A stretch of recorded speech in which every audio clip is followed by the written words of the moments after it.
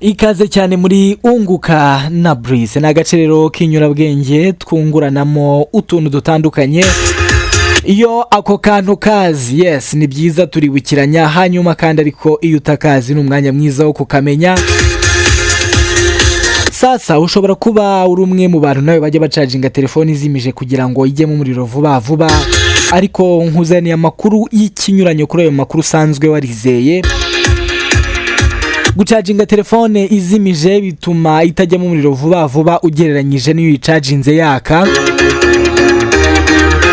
Nukuvuga ngo telefone zifitemo ubushobozi, izi zigezweho nk'iyo ngiyo uri muranyumviraho, zifitemo ubushobozi bwo kumenya ngo ese batiri yashyushye, batiri iri muri state cyangwa se muri eta nziza. Ubwo muri eta nziza no kuba idashyushye cyangwa idakonje.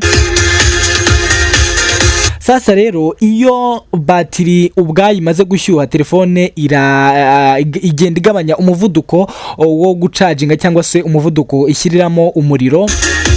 Kuri uwo muvuduko ibirimo irashyiriraho umuriro rero iyo iwugabanyije bituma nyine kwinjiza bigenda gake, urabyumva neza. Iyo ndetse batiri ikomeje gushyuha, telefone ubwayo yifitemo ubushobozi bwo guhagarika kwinjiza umuriro burundu, ntujyemo nyine kugeza igihe batiri iza guhora. Nukuvuga ngo rero iyo uzimije telefone yawe bituma itamenya neza niba batiri ishyushye cyangwa ikonje. Kugira ngo rero batiri itaza kwiteza ikibazo, telefone y'ubwayo yihangiye uburyo bwo guhita ishyiraho umuvuduko mukeya wo kwinjizaho umuriro kugira ngo batiri itaza gushyuha. Ibyo rero bigatuma yinjiza gake ugereranyije n'igihe iba yaka. Ubwo rero niba wajyaga ubikora kugira ngo ijye mu muriro vuba vuba, nagira ngo nkubwire ko atari byo, keretse iyo yaka hariho izindi application nyinshi zifunguye, ibyo ngibyo bituma itinjiza vuba. Iyo rero umaze gufunga ama application yose, ugafunga nka internet, ugafunga wifi, ugafunga bya bintu byose wafunguye hejuru, bituma telefone rwose yinjiza vuba kuruta izimije, uretse kuba utava no ku murongo, ariko ni nabwo yinjiza vuba vuba.